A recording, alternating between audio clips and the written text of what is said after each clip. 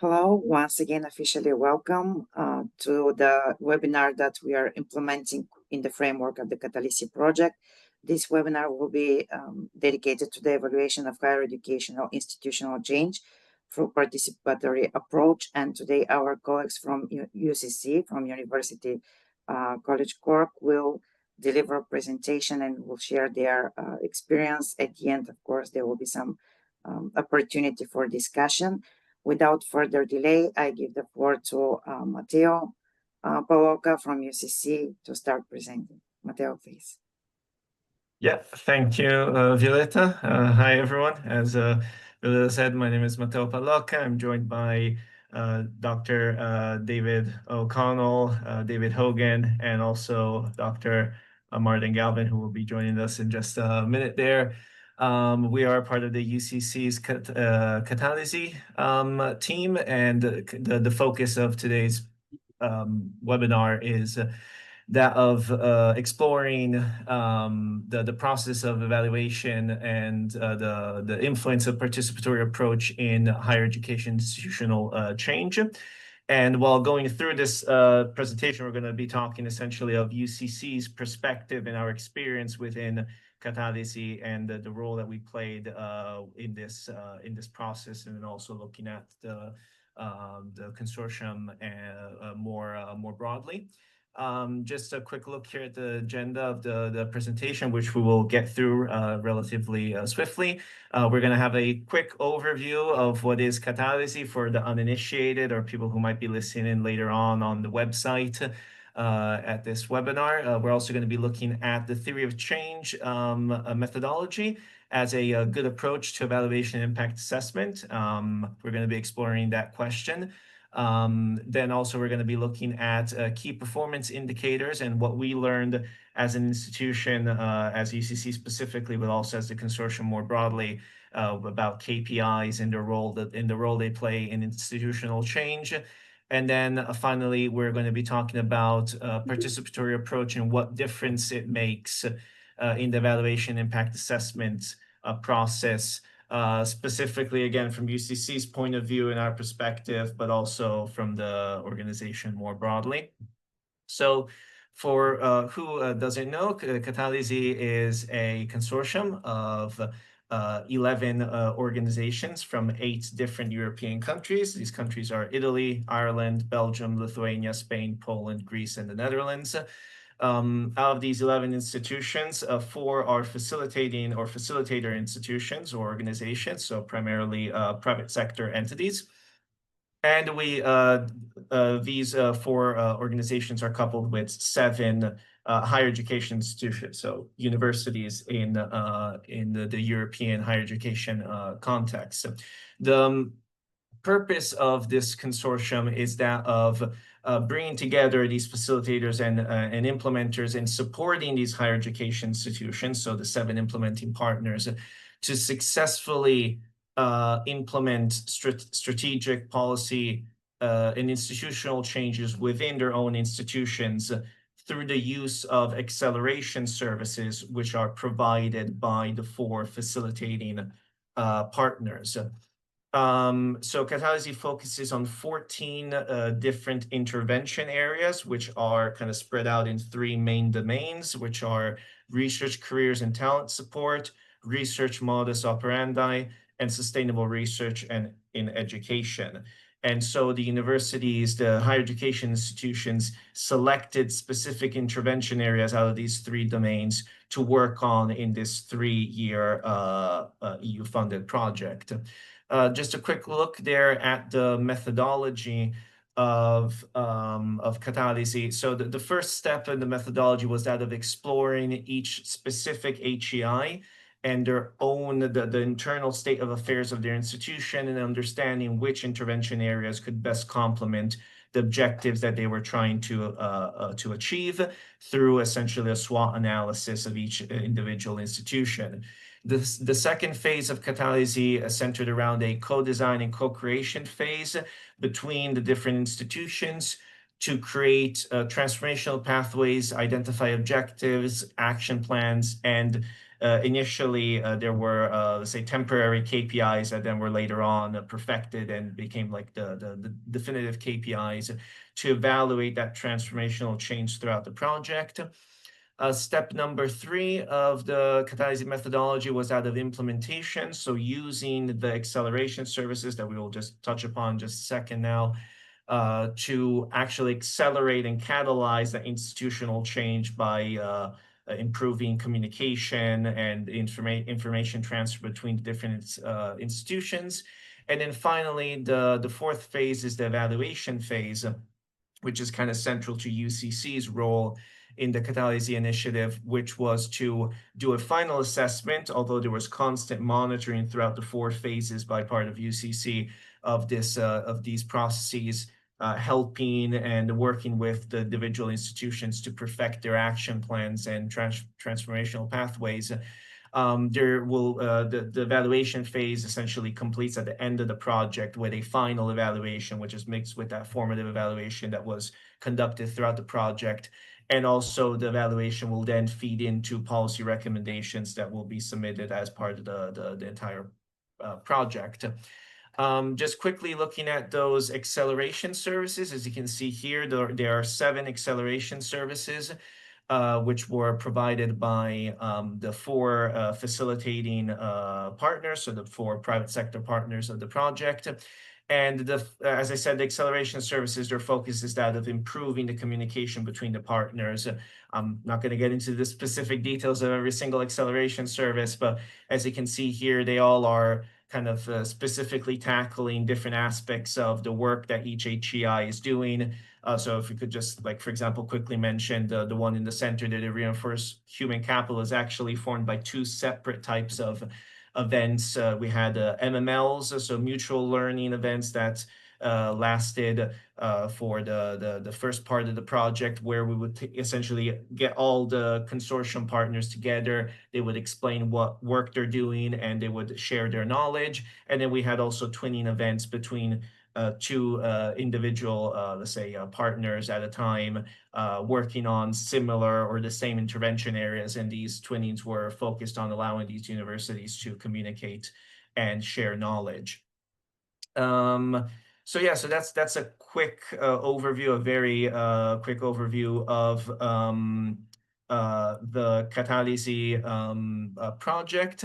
Now we should be jumping to the next step here of the presentation, which would be the evaluation, impact assessment, and the concept, which would be Martin's section of the presentation there. So Matteo, I'm happy to jump in here and talk a little bit about the evaluation impact, the concept itself, if that's okay. I mean, the concept around evaluation impact assessment and participatory approach to evaluation is probably very new in higher education. It's very much focused on outcomes and impact. So kind of starting at the impact and mapping the actions that bring about that change that you're trying to affect. So it's iterative in nature. It combines formative and summative approach to evaluation. So real time, formative, on the job, in the spot evaluation, combining that with summative type evaluation, which would come typically at the end of a project. So it's learning as you go. It's real time, and it's a living concept, really. So that type of an approach wouldn't be the norm in higher education. It would be typically summative type evaluation approach at the end of a project, at the end of a piece of work. You would collect up your data and you see whether or not you made progress versus, a pre-project state or but in this project we took a different approach. Thanks, Matteo. Sorry, will I move on the slides myself? Yeah, well, I mean, we can go through the slides there. Yep. So the theory of change. Perfect. I'm not sure how much everyone here on the call knows about theory of change, but it's a framework. It's around influencing factors, impacting pathways. It's not linear in nature, and it captures all the outcomes and results and allows for flexibility. The theory of change essentially starts at the impact that you're trying to affect or the change that you're trying to bring about at your university and maps backwards the types of activities, the types of actions that need to take place to bring about that change. So with the theory of change, you have a theory of change diagram and typically a theory of change narrative that supplements that diagram that maps out the change that you're trying to bring about. Yeah, in fact, there we can actually see that diagram that David was just talking about of how you actually work backwards from the long-term outcomes and impact you want to achieve within your institution. You essentially work backwards by identifying medium and short term outcomes, essentially milestones that you want to achieve throughout the project. And then from there, you can actually understand what outcomes, what activities and inputs you need to actually achieve those changes. Yeah, and just to supplement that, it also takes into account the assumptions and the risks um, that are relevant to the specific context of the specific university. Yeah. So the theory of change, in effect, is a planning, monitoring, and evaluation tool. It's action planning, goal setting, evaluation, the backward mapping that we've mentioned, and it's grounded indicators, evaluating desired outcomes and the extent of the change. And each HEI, as I mentioned, would have a narrative theory of change document supplementing that map that we put in place for each of the universities.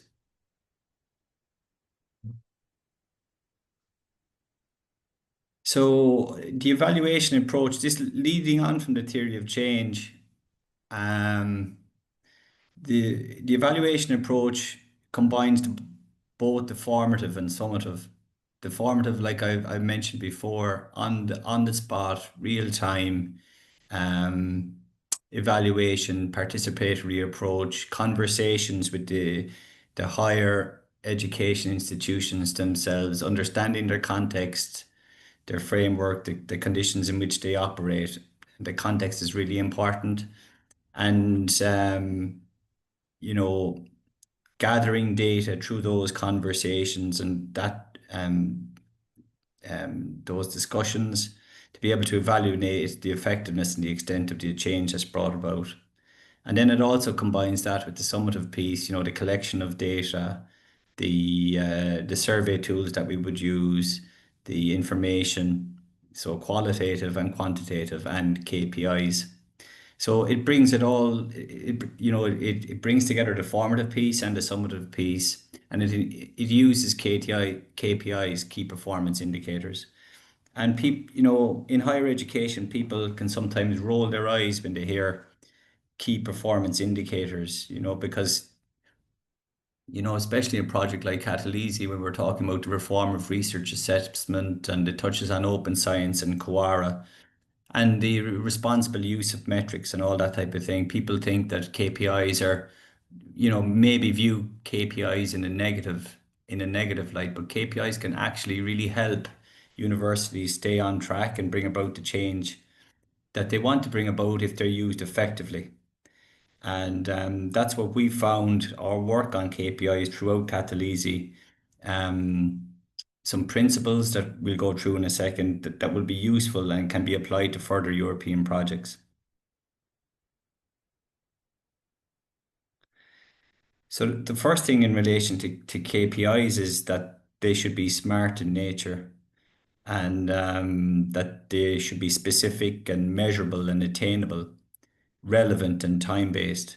And where a lot of universities fall down in the creation of KPIs is that they're not smart, that they're not very specific, that they're woolly kind of or general in nature, that they're very difficult because they're general in nature, that they're very difficult to measure Sometimes they're not achievable. Sometimes universities are over ambitious, or sometimes they're not ambitious enough. So there's a fine line between that ambition and that they have to be grounded in reality and relevant. And obviously they have to be time-based. So where universities fall down around KPIs is that there's often not clear ownership over who owns the KPI and how it's going to be delivered. So the starting point for all key performance indicators, but especially in higher education, would be that they are smart. So the principles that I mentioned here around KPI development in higher education is that they would be smart, as I say, and they would be outcome and impact focused and based on realistic, accessible and reliable data. So that if we just break that down for a second, that we focus on outcomes and impact as opposed to operational type measures that we want to track, because we can track anything we want to track in a university setting. But if we focus on outcomes and impact, they're a more effective type of key performance indicator for bringing about change in a university. The next one is that they would be strategic in nature as opposed to overly operational. A lot of KPIs that you would see in university settings or in higher education would be operational. So when we were working with the partners throughout CATALISI project, we encouraged them to be strategic in relation to the KPIs that were co-created, and that we stayed away from the overly operational measures. Another principle would be that they would be interconnected or cumulative in nature. And what that means is that the delivery of one might bring about or reinforce and support the delivery of another. And when we were talking with universities in relation to their KPIs that they had identified on their action plans and transformational pathways, we tried to interconnect them and to make sure that, if they successfully delivered one, then it would help bring about some change and reinforce the delivery of another. And then another principle, the final principle, we would typically be leading in language, and then bring us closer to delivery of the change that we would like to bring about. So I'll give you an example here. For example, there was one university in CATALISI project. They were trying to make progress in relation to the reform of research assessment and open science. And there was first draft, there was very kind of operational type KPIs around, events and maybe building a forum for open science and stuff like that. But when we dug a bit deeper, they had already started work in relation to, an open science plan and the reform of research assessment plan. So in effect, those became the KPIs for that particular university, the successful development of a plan. And that plan will, it is strategic in nature, it is university wide, and it's bringing them closer to the type of change that they want to affect in their university. And there will be legacy post-project in relation to that KPI. So it was a very strategic KPI for them to put in place those plans and to have that as the legacy of CATALISI post-project. Thanks, Matteo. Thanks, thank you, David, for going over the theoretical part about the theory of change methodology and the use of KPIs within the work that we conducted in the project. We actually have here a quick overview of actually our experience, UCC's experience, and what we did within the CATALISI initiative throughout the last 3 years in the project, and how it actually went down, like what we actually did beyond the theory that we just spoke about.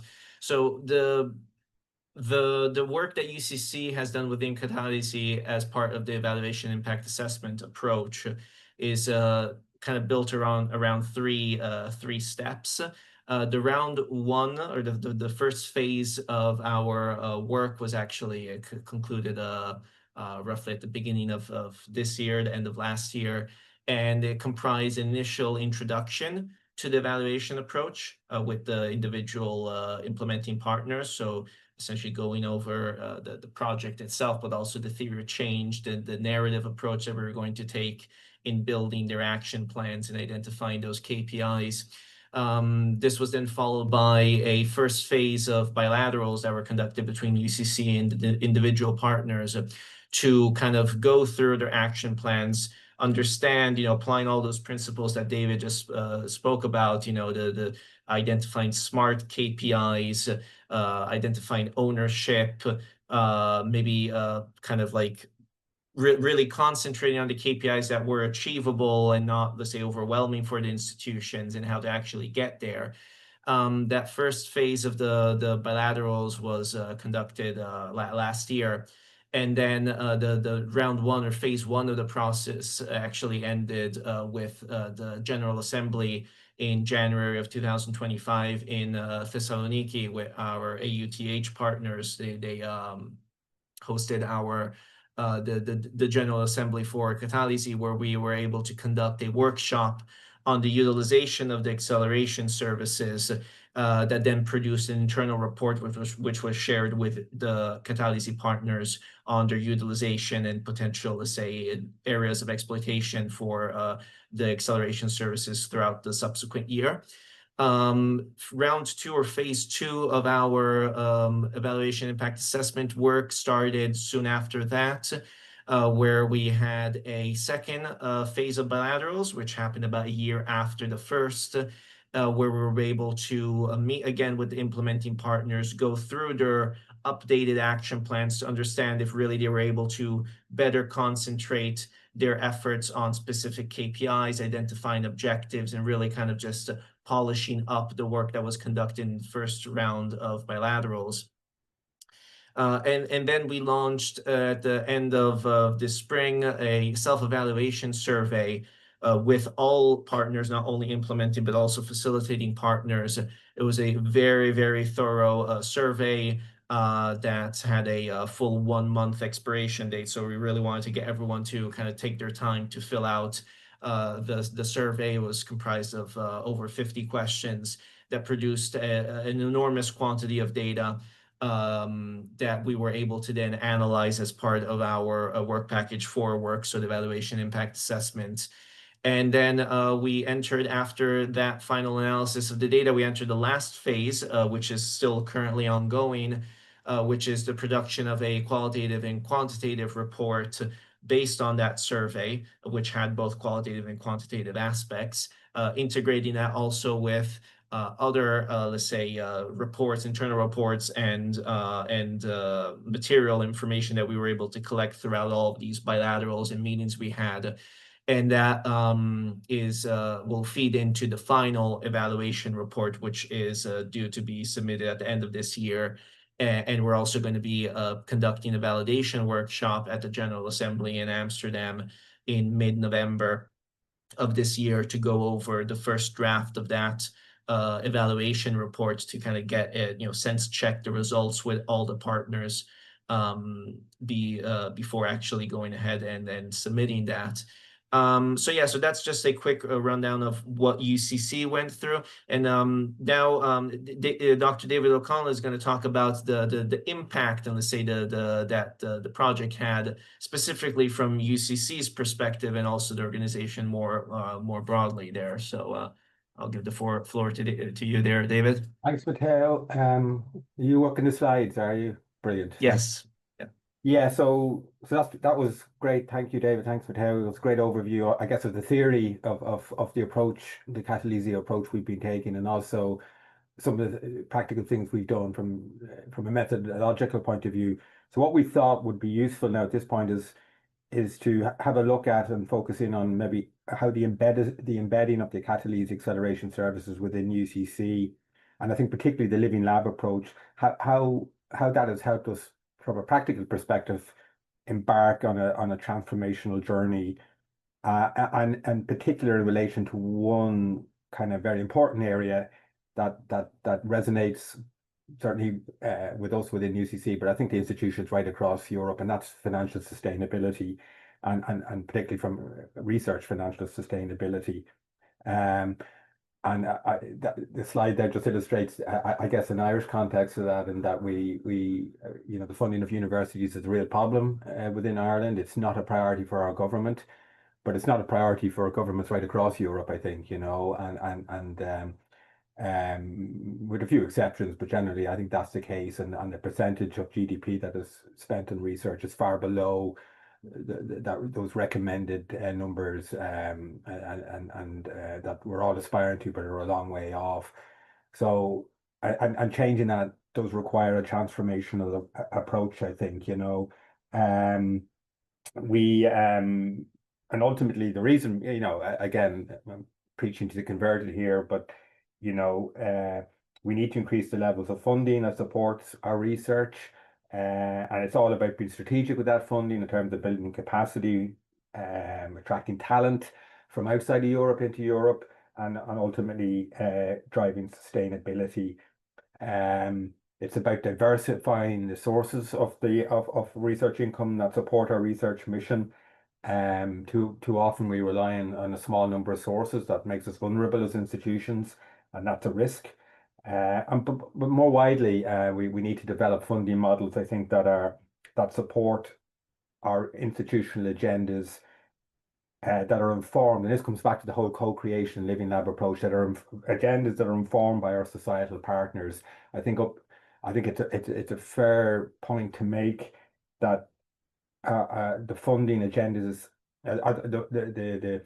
the agendas of our governments and our funding agencies supported by government are very political, and they with political in the sense that there's limited, I would say, or no input from societal stakeholders and citizens, and where that engagement does exist, it's very transactional, rather than maybe transformational, and that's, I think, the spirit of CATALISI is to move beyond that transactional nature in terms of engaging with societal partners in a co-creation approach and making it far more integrated, strategic, and transformational. So we in UCC focused in on that research, finance, sustainability matter, because in many respects it underpins everything else that we do.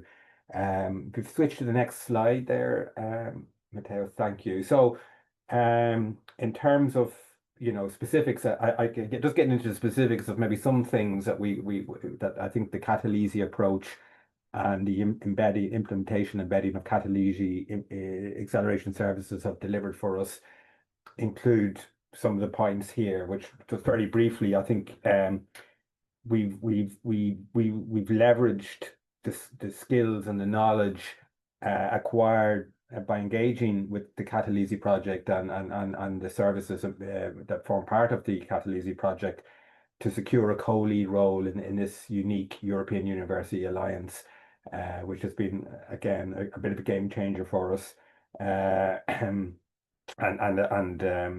has allowed us, you know, to reach out and form very strategic partnerships with institutions across Europe.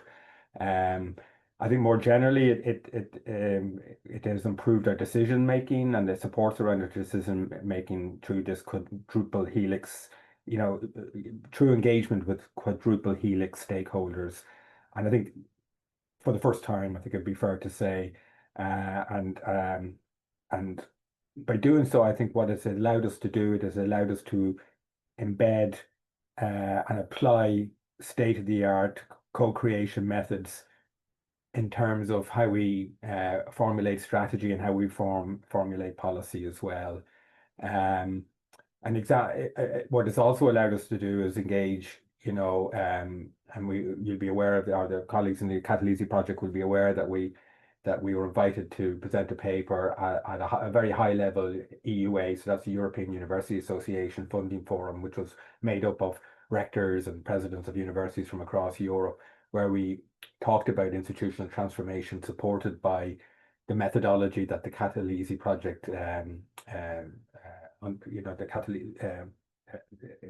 espouses, if that's the right word, and it was received very well. And I think the methodology that we've just been hearing about today from Matteo and David is something that I think that will help position our university, and indeed other universities, to embed that evaluation and impact methodology in assessing the impact and the outputs and impacts that Horizon Europe funded projects are delivering, which is something the European Commission are getting increasingly hot on. I think, that the billions of euros that they invest in supporting research in Europe, that it is actually ultimately delivering the needed impacts that they have set out to deliver. Just to call out one particular initiative that was supported by the CATALISI co-creation living lab approach, was the development of a revised overhead model. And overheads, the indirect cost of research is a very, it's that part of a research award that allows one to develop capacity and sustainability. I mean, the direct costs in any research grant is money in, money out. It supports the direct project, but it doesn't support that longer term capacity and sustainability. And we have now revised our, we've put measures in place to get more overhead into the institution, because it's far below what is needed in terms of driving sustainability and capacity research, but also how we use that that indirect income to be far more strategic and underpin our strategic plan. And that's a learning, actually, I think is worth mentioning. From all of this is the importance, actually, of embedding these kind of interventions into institutional strategic plans, because without that, it's hard to actually deliver anything at a university level and have the support of senior management in doing that.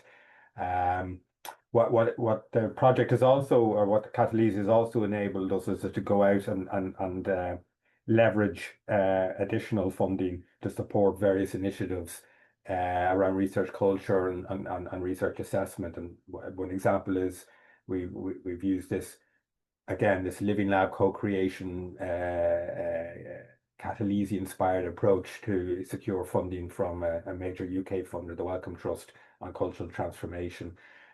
And where we're sort of shifting our focus now is another, in some respects, an even more transformational process in relation to how we assess research and how we assess researchers, and moving away from the very quantitative metrics-based approach, which has value, but in many instances is hugely overinterpreted and can lead to erroneous conclusions. So moving away from that to a more measured, nuanced, multifaceted form of research assessment, which combines qualitative and quantitative approaches to research and researcher assessment. And by that I mean how we recruit researchers, how we promote researchers, and how funding agencies review grant applications, and how funding for research is secured. There's a sea change underway, and how all of that's happening to make it more equitable and more transparent and more impactful. Spearheaded by Quora, and I think we in UCC and I personally co-chair the national chapter for Quora in Ireland. And again, I think our ability to engage in that and to start implementing the principles of Quora effectively within our institution has been really supported by CATALISI and the CATALISI methodology. And I think some of the other CATALISI partners are also engaging with this responsible research assessment agenda in similar ways. So all in all, I think the transformational, institutional transformation approach of CATALISI has really been hugely impactful for UCC, and I think we're only in the beginning of that journey, in terms of where we're going with all of this. And I think, and we have a role, I guess, to play in spreading the gospel to other institutions that are seeking to engage and really have to engage with institutional transformation. So So Matteo, David, I don't know if Martin's not here yet. So anything to add to that as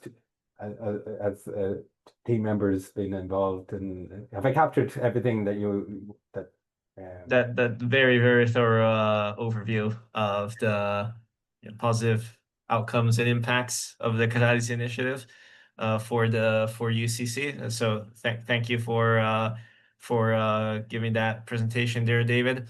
Now, actually, the next phase of this webinar is just it's a general discussion. These questions are primarily going to be directed towards David, and I, but we want to kind of like open the floor there if anyone wants to step in also and give their own opinion and inputs into these different questions we want to go over. So, I mean, the first question we want to kind of really talk about is like why the theory of change is a good approach to the evaluation impact assessment, from our perspective. So I don't know if the Davids wants to add anything to that, or if anyone else wants to step into this conversation. Hi, Matteo. Yeah, I'll come in here on this one. I think participatory approach to evaluation is different and new, as I mentioned up front in the presentation, and it's probably new in higher education.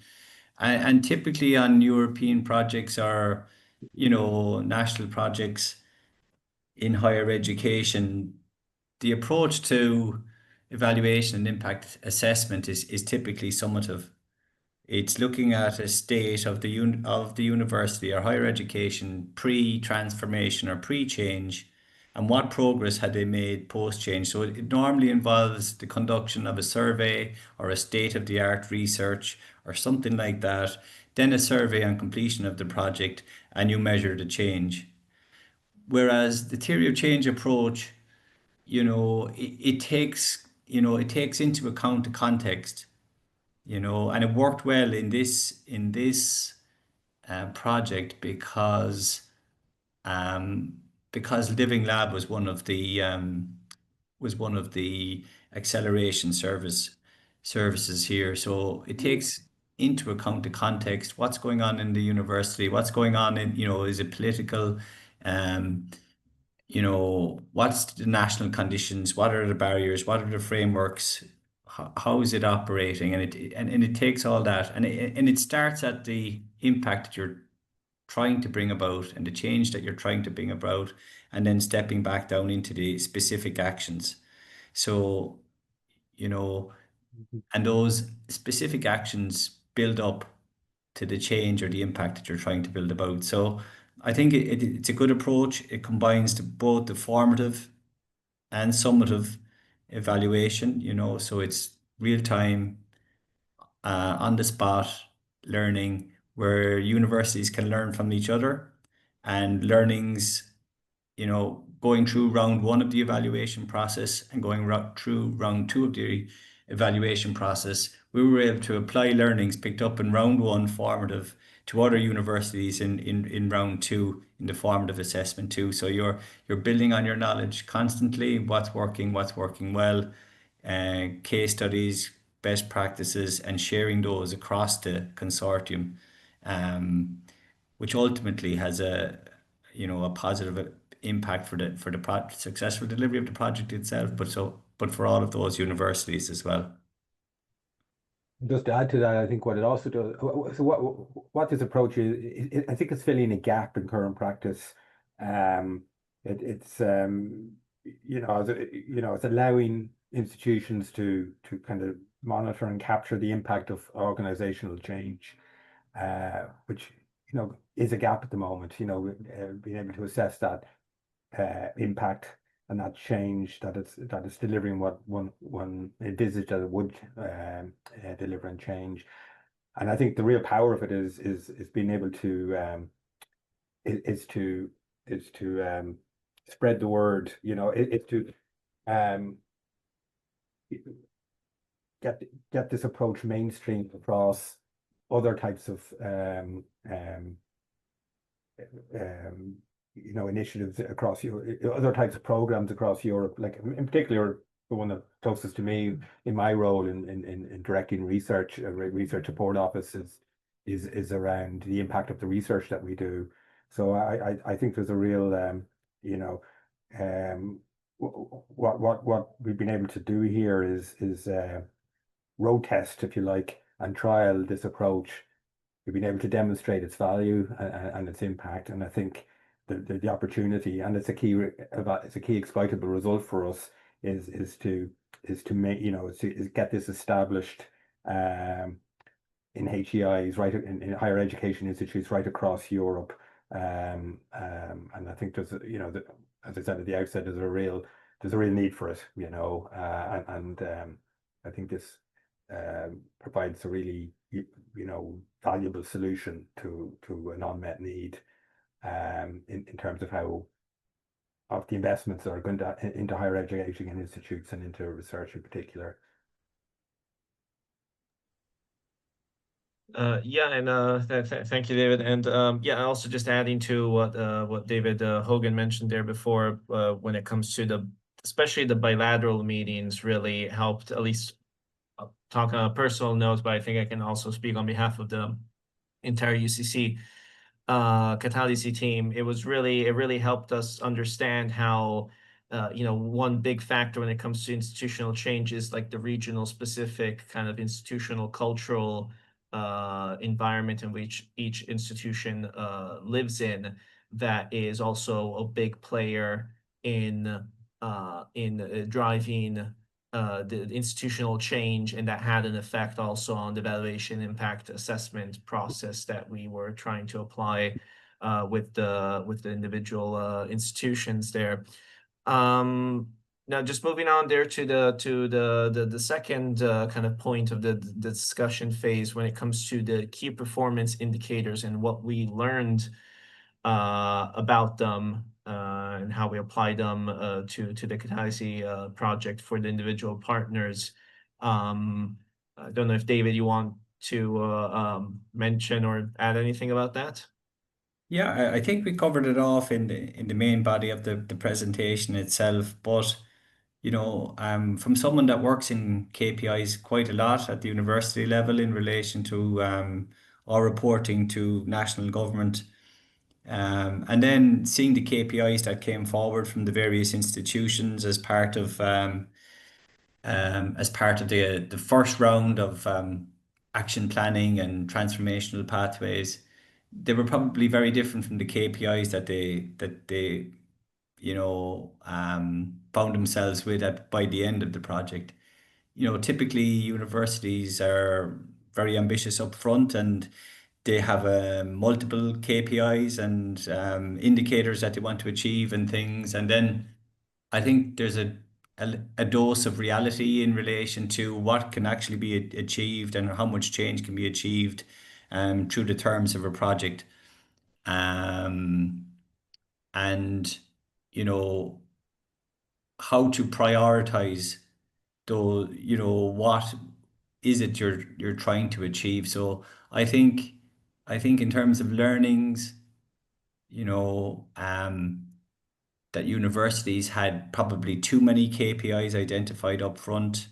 They were probably operational in nature, and they weren't very strategic, and they were focused on perhaps small parts of universities or faculties or departments. And what we tried to achieve through the formative evaluation approach and by working and co-creating with these universities was that they would be strategic in nature, that they would be fewer in number, and that they would try to bring them closer to the change that they would want to bring about. So stay away from the operational stuff, focus on the strategic, try and get the senior management in your universities in behind you. Try to get the KPIs written into strategic documents of your university, like your strategic plan or your research strategy, because they have a better chance of being successfully delivered if they're appearing in strategic documents. So there are some learnings in relation to key performance indicators that we picked up from CATALISI, and they'll absolutely come through in the recommendations that we make from the project. Thanks, Matteo. Yeah, thank you, David. Also, David, I mean, just asking you because you're the kind of the KPI expert within the team. Would it also be safe to say that maybe the identification of those definitive, let's say, KPIs, if it had occurred maybe slightly earlier on in the project, whether that might have allowed for kind of better monitoring before the project end? Because that was one of the kind of the aspects that we noted, that some of these projects, they might have outcomes that that far postpone, let's say, the end of the project. No, I think that's a fair comment, but you could identify KPIs up front very early in the project, and they mightn't bring you any closer to the change that you want to bring about, and you could track them, and we could monitor them to within an inch of their lives, throughout the 3 years, but they actually wouldn't bring about any change in those universities. So by going through the formative piece, those discussions, those bilaterals, the workshop, you actually get to a point where you have a much more meaningful KPI than tracking something up front. Sure, and I think it's a fair comment, they could have been identified and clarified earlier in the process, but I think there's an actual formative process that you have to go through to like that university, for example, that wants to bring about change in relation to open science and the reform of research assessment. They identified a KPI of having X event, and building a forum around open science. But it probably would not have brought them closer to the change, and actually by by discussing it with the universities and meeting them and talking it through, we found actually, what they need? They need a plan. They need a plan and to implement the plan. And that plan has brought them far closer to the change. And that's broader than a faculty, that's across the entire university. And that's their legacy now post-project. So far more meaningful in terms of a KPI.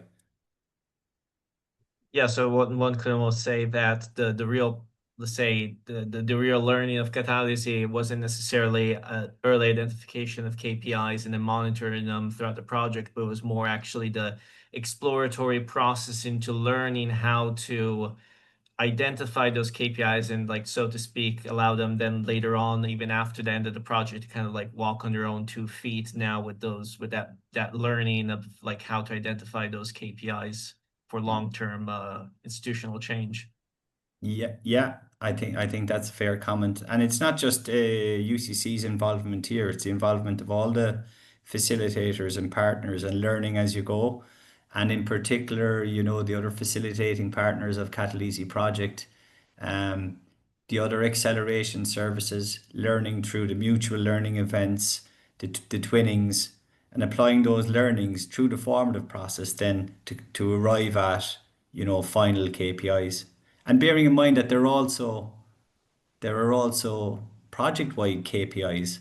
So you don't want to get confused with those. There's project-wide KPIs, and the project is successfully on track for the delivery of those as well. So that's a separate point, I suppose. Yeah, great, perfect. And yeah, that kind of like segues into the kind of the last point. I mean, David O'Connell, we already had the chance to talk about the impact that CATALISI had from UCC's perspective, but I don't know if you had any last comments or on that last point there. No, I think thanks, Matteo. No, I think we covered it. The significant impact that this approach has had within UCC. And just, and I said at the end, I think like the key value of this approach, its methodology, is that it ultimately it supports better evidence-based decision making, and decision making at institutional level, and it also that's underpinned and supported by it being informed by all of the key stakeholders that a university should be engaging with in a co-creation approach. I think the phrase, I don't know, was it Martin or I'm not sure where I heard it, but this phrase democratic decision making, really, you know, top down, bottom up, and then engaging with external stakeholders as well, leads to better, I think, better outcomes. And ultimately the other side of it is you know, the evaluation side of it is, you know, that effective evaluation that accurately identifies an impact and how impact might be further exploited is absolutely essential, really, you know, when one considers the levels of investment that are made into research in particular. You know, I said at the outset we need more, but you know, I think it makes our argument for getting more coherent and more plausible. I think if we can demonstrate the impact of the investment in our that is there in research, and I think, you know, the participatory approach and the theory of change model and so on, I think is a really exciting way of achieving progress in this area, and it is no doubt it's a priority for the European Commission, and in particular the Horizon funded programs within the European Commission, but also for national funders as well. And it's something I think, you know, the institutions right across the continent, you know, could benefit from, which I think, you know, speaks to the enormous impact that the CATALISI project could have, you know, in terms of, you know, driving that change. Yeah, perfect. Yeah, thank you for that, David. Here, so thanks everyone for joining in and following our conversation, and thanks to anyone who might be listening to this later on. And so yeah, have a nice day. Thanks, Matteo. Thanks, everybody. Speak soon. Thank you. Bye-bye. Thank you very much. Thank you. Bye. Bye-bye.